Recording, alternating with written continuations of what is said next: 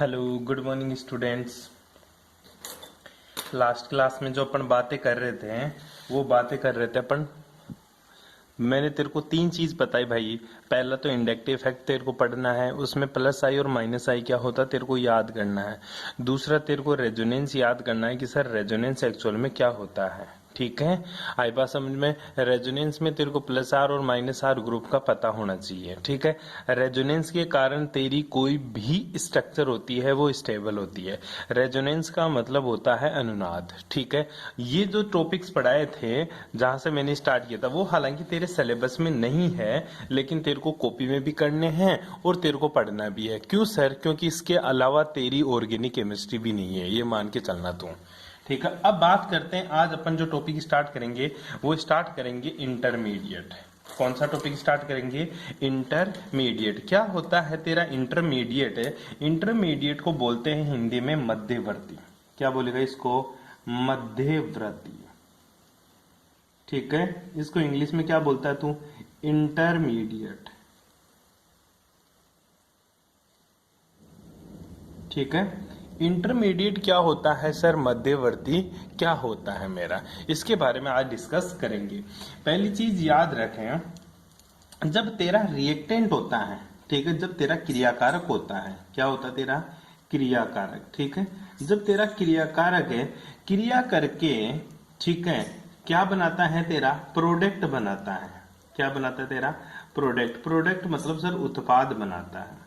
ठीक है, तो बीच में एक ऐसी अवस्था आती है जहां जहां थोड़ी देर के लिए मेरी रिएक्शन स्टॉपेज होती है। मतलब तेरे को ये भी देख ले चाहे तो, जैसे तू दूध को दही में कन्वर्ट करता है तो दूध से दही में कन्वर्ट होने से पहले एक बीच की इंटरमीडिएट स्टेट आती है। बीच की जो अवस्था आती है उसी अवस्था जो कि तेरा एक अस्थायी उत्पाद का निर्माण करती है। सोच ले एक बार के लिए, जब तू कर्ड बनाता है, दही बनाता है, तो दही जब जमता नहीं है, दूध जमता नहीं है, तो वो तेरा एक अनस्टेबल कंपाउंड्स रहता है। उसको थोड़ी देर और रखते हैं, उसके बाद में वो दही में कन्वर्ट हो जाता है, वो तेरा स्टेबल प्रोडक्ट बन जाता है। बेटी बात समझ में?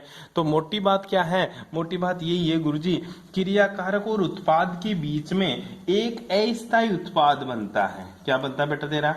अस्थायी उत्पाद बनता, अनस्टेबल प्रोडक्ट का फॉर्मेशन होता है।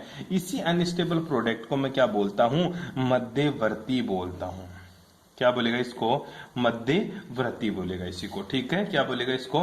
मध्यवर्ती। बैठ गई बात समझ में? तो जो अस्थायी उत्पाद होता है, जो मध्यवर्ती होता है, ठीक है, यही कितने प्रकार के होते हैं सर? मध्यवर्ती की कितने भाग होते हैं?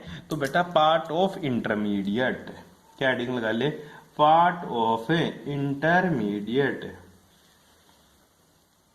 ठीक है, इंटरमीडिएट के कितने पार्ट होते हैं सर? मध्यवर्ती के कितने भाग होते हैं? ध्यान दे, मध्यवर्ती के वैसे तो बहुत सारे भाग हैं, जो अपने इंपोर्टेंट है वो अपन देखते हैं। मध्यवर्ती का जो पहला पार्ट है तेरा, जो अपन पढ़ेंगे अपने सिलेबस में, वो पढ़ेंगे अपन बेटा कार्बोदनाइन।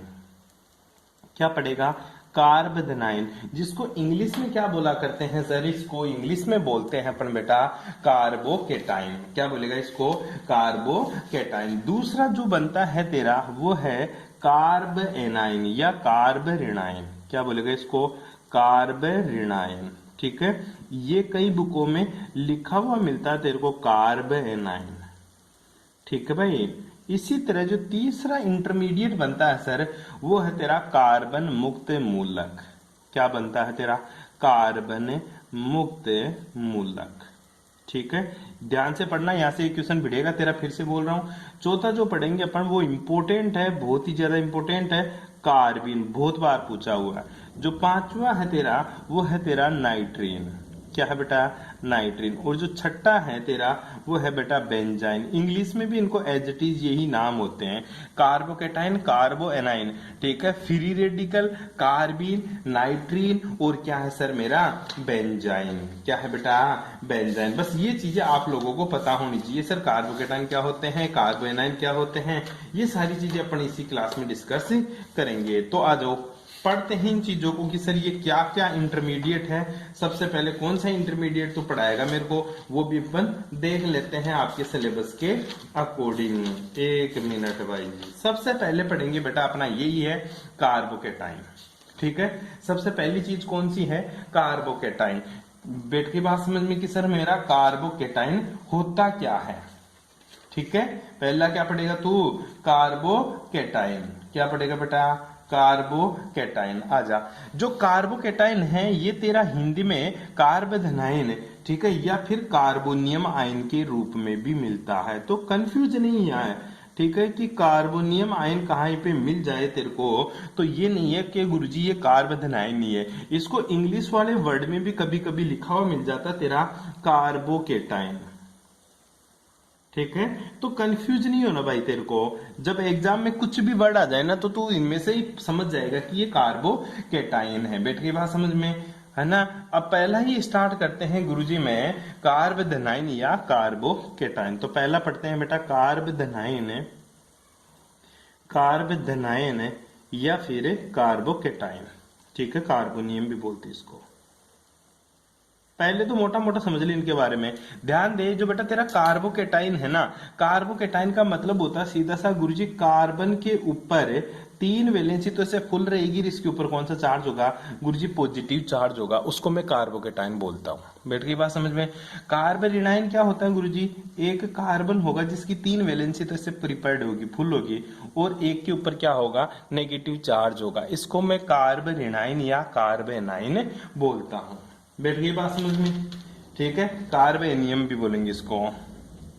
इसी प्रकार कार्बन मुक्त मूलक का मतलब क्या होता है गुरुजी, कार्बन की 3 वैलेंसी तो कंप्लीट होती है और इसके ऊपर एक इलेक्ट्रॉन पाया जाता है जिसको फ्री रेडिकल बोलता हूं। क्या बोलता हूं उसको, फ्री रेडिकल। कार्बिन क्या होता है, कार्बिन में सर कार्बन की 2 वैलेंसी तो कंप्लीट होती है और 2 इलेक्ट्रॉन फ्री रहते हैं, जो लोन पेयर में भी हो सकते हैं और अलग अलग भी हो सकते हैं। बताएंगे कैसे। इसी तरह तेरा नाइट्रीन, नाइट्रीन में 1 वैलेंसी तो कंप्लीट होती है सर, 2 इलेक्ट्रॉन इस तरह से पड़े रहते हैं।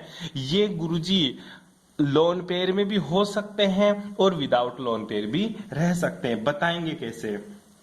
बेंजाइन एक इंटरेस्टिंग कंपाउंड है बेटा, बता दिया होगा तेरे को। सबसे पहले बेंजीन बनाना होता है और एक डबल बॉन्ड लगा देना यहाँ पे। इसको क्या बोलेंगे अपने, बेंजीन। एक जगह ट्रिपल बॉन्ड आता है, बाकी की 2 जगह डबल बॉन्ड आता है, इसको क्या बोलेगा तू, बेंजाइन। चलो जी स्टार्ट करते हैं। सर पहला कौन सा है तेरा, कार्बोधनाइन या कार्बोनियम आयन। ठीक है, इंटरेस्टिंग चैप्टर है बेटा, ध्यान से पढ़ना। यहां से एक क्वेश्चन भिड़ेगा तो भिड़ेगा ही, मैं तेरे को बोल देता हूं अभी। ठीक है, क्या होता है गुरुजी मेरा कार्बोकेटाइन।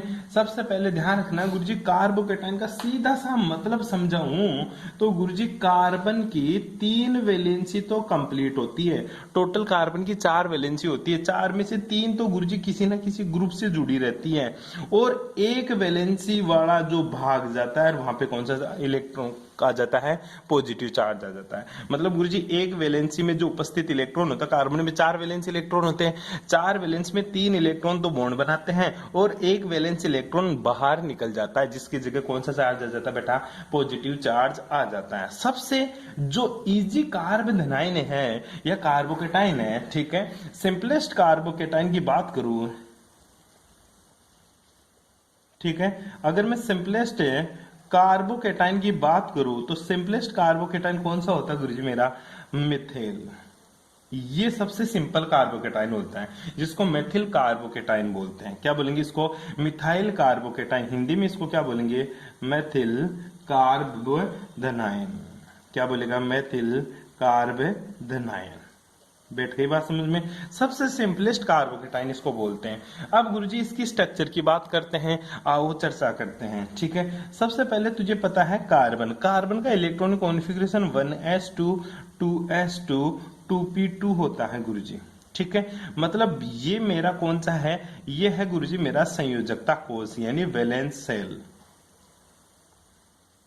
कौन सा, वैलेंस सेल। ये गुरुजी मेरा वैलेंस सेल होता है। वैलेंस सेल मतलब बेटा ये संयोजकता कक्षक होता है मेरा। कौन सा कक्षक होता है, संयोजकता कक्षक। इस संयोजकता कक्षक में कितने इलेक्ट्रॉन? गुरुजी S के अंदर 2 और P के अंदर भी कितने? 2। और P में ऑर्बिटल कितने बेटा? 3। अब मैं बात करता हूं ये ग्राउंड स्टेट की, ठीक है।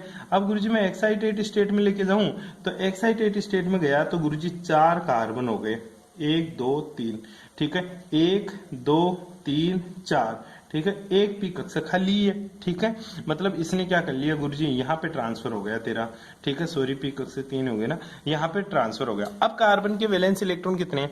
4। 4 में से गुरुजी बात करते हैं CH3+ में, तो 3 तो हाइड्रोजन से जुड़ गया, ये पहला हाइड्रोजन से, ये दूसरा हाइड्रोजन से, ये तीसरा हाइड्रोजन से। फिर गुरुजी एक इलेक्ट्रॉन प्लस के रूप में, प्लस का मतलब है गुरुजी वहां से एक इलेक्ट्रॉन गायब हो चुका, मतलब ये इलेक्ट्रॉन क्या हो जाता गुरुजी, बाहर निकल जाता है। इलेक्ट्रॉन क्या हो जाता है बेटा? बाहर निकल जाता। तो हुआ क्या गुरुजी, एक्चुअल में C+ की बात करूं, मतलब तेरा CH3+ की बात करूं तो सर इस टाइप का मेरा इलेक्ट्रॉनिक कॉन्फ़िगरेशन देखने को मिला मेरे को, 1 2 3 4, ठीक है, इस तरह से। यहाँ पे हाइड्रोजन झूम गया, यहाँ पे हाइड्रोजन, यहाँ पे हाइड्रोजन, और एक इलेक्ट्रॉन बाहर निकल चुका सर, इसलिए इसको CH3+ बोला मैं। अब हाइब्रिडाइजेशन की बात करें तो बेटा बात करते हैं गुरुजी, कार्बन के वैलेंस इलेक्ट्रॉन तो 4 थे, एक पॉजिटिव आ गया तो रह गए 3, और 3 का हाइब्रिडाइजेशन गुरुजी, एक तो s ऑर्बिटल और 2 p, तो इसमें हाइब्रिडाइजेशन क्या आ गया तेरा? sp2। कौन सा हाइब्रिडाइजेशन देखने को मिला तेरे को? sp2 हाइब्रिडाइजेशन आ गया गुरुजी। जो sp2 हाइब्रिडाइजेशन होता है बेटा, इसकी जो ज्योमेट्री होती है वो कौन सी होती है? वो होती है गुरुजी त्रिभुजाकार समतलीय। क्या होती है? त्रिभुजाकार समतलीय, इंग्लिश में बोलेंगे ट्राइंगल प्लेनर। कौन सी बोलेगा? ट्राइंगल प्लेनर, ठीक है। क्या होती है ट्राइंगल प्लेनर गुरुजी? ये इस तरह से होता है, ये तो कार्बन, ठीक है, और ये हाइड्रोजन, ये हाइड्रोजन, ये ले और ये ले, और यहाँ पे कौन सा चार्ज है बेटा? Positive charge. कौन सा चार्ज है बेटा? Positive charge. इसके बीच का जो बॉन्ड एंगल आपको देखने को मिलेगा वो कितना? 120। कितना रे? 120। अच्छे से बताया था जब तेरे को हाइब्रिडाइजेशन पढ़ाया तब, ठीक है। इस तरह से ये कार्बोकेटाइन होता है तेरा, जिसमें हाइब्रिडाइजेशन क्या होता है? sp3, ठीक है। इसकी जो स्ट्रक्चर होती है वो होती है त्रिकोणीय समतलीय, या फिर त्रिभुजाकार समतलीय, या फिर ट्राइंगल प्लेनर, या ट्राइंगुलर प्लेनर। बैठ गई बात समझ में? इस तरह से तेरा एक छोटा सा एग्जाम्पल था ये, जो मैंने आप लोगों को डिस्कस किया है। बैठ गई बात समझ में? कार्बोकेटाइन के बारे में क्या समझ में आया?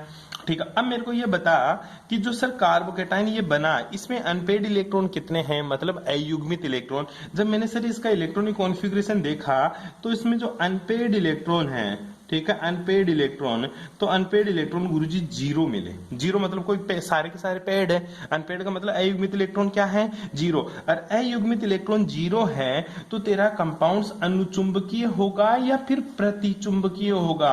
याद करो, जहां अनपेड इलेक्ट्रॉन 0 होते हैं वो कंपाउंड्स तेरा प्रतिचुंबकीय होता है। कौन सा होता है बेटा? प्रतिचुंबकीय। इंग्लिश में इसको क्या बोलेंगे? इंग्लिश में इसको बेटा अपन डायामैग्नेटिक बोलेंगे। क्या बोलेगा इसको? डायामैग्नेटिक। ये चीज आप लोगों को पता होनी चाहिए रे भाई, कर लेगा ये चीज। अरे बैठ गई। अब बात आती है गुरुजी कार्बोकेटाइन की कितने टाइप होते हैं। तूने तो एक सिंपलेस्ट कार्बोकेटाइन बताया, क्या और भी कार्बोकेटाइन होते हैं? ठीक है, चलो चर्चा करते हैं क्या और भी कार्बोकेटाइन होते हैं या नहीं है, देखते हैं सर। एल्कीन के आधार पर सबसे पहले मैं कार्बोकेटाइन देखता हूं गुरुजी, एल्कीन के आधार पर। एल्कीन का मतलब है सर कार्बन चेन के आधार पर, ठीक है, ठीक है, एल्कीन के आधार पर कार्बोकेटाइन, ठीक है। एल्कीन के आधार पर जो कार्बोकेटाइन है वो कौन कौन सा होता है? ध्यान लेना, ये सबसे पहला कार्बोकेटाइन है, ठीक है। ध्यान कर एक बार के लिए गुरुजी, ये जो कार्बोकेटाइन है ना, ये प्लस है, ये कार्बोकेटाइन है जिस कार्बन के ऊपर होता है वह कार्बन कितने अन्य कार्बन से जुड़ा हुआ है। तो पता चला सर ये कार्बन एक ही कार्बन से जुड़ा हुआ है। कैसे? देख ले, ये कार्बन इस तरह से है, ये हाइड्रोजन, ये हाइड्रोजन, ये हाइड्रोजन, और ये कार्बन, ये हाइड्रोजन, और ये हाइड्रोजन, और ये पॉजिटिव चार्ज इस कार्बन के ऊपर। तो ये कार्बन कितने कार्बन से? एक ही कार्बन से जुड़ा हुआ, बाकी के तो हाइड्रोजन जुड़ा हुआ है। इसलिए इस कार्बोकेटाइन को क्या बोलेंगे बेटा अपन? 1 डिग्री कार्बोकेटाइन। क्या बोलेगा इसको? 1 डिग्री कार्बोकेटाइन। ध्यान रखना इस चीज को बेटा, वह कार्बन जिसके ऊपर पॉजिटिव चार्ज है, ठीक है, वो कार्बन कितने कार्बन से जुड़ा हुआ है, एक से जुड़ा हुआ, तो इसको क्या बोलेंगे 1 डिग्री। क्या गुरुजी 2 से जुड़ जाए तो, ठीक है, 2 से जुड़ जाए तो देखते हैं क्या नाम है, CH और क्या लगा दे इसको CH3, इसके ऊपर पॉजिटिव चार्ज हो। अब ये कार्बन 2 अन्य कार्बन से जुड़ा हुआ है, इसलिए इसको क्या बोलेंगे, इसको बोलेंगे बेटा 2 डिग्री कार्बोकेटाइन। क्या बोलेगा इसको, 2 डिग्री कार्बोकेटाइन। बैठ गई बात समझे। इसी प्रकार अगर यही कार्बन 3 अन्य कार्बन से जुड़ा हो, जैसे ये CH3, ये तेरा CH3 लगा दूं, ये CH3 लगा दूं, ये पॉजिटिव चार्ज, इसको क्या बोलेगा तू 3 डिग्री कार्बोकेटाइन। क्या बोलेगा इसको 3 डिग्री कार्बोकेटाइन। ध्यान दे, एल्किल के आधार पर according to alkyl chain the carbocation are the 3 parts. First is a 1 degree carbocation, second is a 2 degree और third is a 3 degree carbocation. 1 degree carbocation are attached to 1 carbon, 2 degree is attached to 2 carbon and 3 degree have 3 more carbon, ठीक है, that is called 3 degree carbocation. बस ये बात आप लोगों को पता होनी चाहिए जी। बैठ गई बात समझे। अब गुरुजी स्टेबिलिटी की बात करूं, ठीक है, तो इनमें गुरुजी स्टेबिलिटी का ऑर्डर क्या होगा, ध्यान रखना बेटा। 3 डिग्री कार्बोकेटाइन की स्टेबिलिटी सबसे ज्यादा, फिर तेरे 2 डिग्री की, फिर किसकी होगी 1 डिग्री कार्बोकेटाइन की स्टेबिलिटी होती है। ऐसा क्यों, क्योंकि मैंने तेरे को बताया था कि कार्बोकेटाइन मतलब प्लस है, और प्लस चार्ज की स्टेबिलिटी कौन बढ़ाता है, हमेशा ही इलेक्ट्रॉन रिलीजिंग ग्रुप बढ़ाता है, मतलब प्लस आई बढ़ाता है, क्योंकि तेरा CH3 किसकी तरह बिहेव कर रहा है, प्लस आई की तरह। तो यहाँ पे गुरुजी एक ही प्लस आई है, यहाँ पे गुरुजी 2 प्लस आई लगे पड़े हैं, ठीक है, और यहाँ पे कितने प्लस आई लग गए बेटा, 3 प्लस आई लग गए गुरुजी। 3 CH3 है तो कितने प्लस आई लगेंगे, 3 प्लस आई, और जितने प्लस आई लगेंगे वो उस कार्बोकेटाइन की स्टेबिलिटी को बढ़ाते हैं। बस ये चीज आपको बताना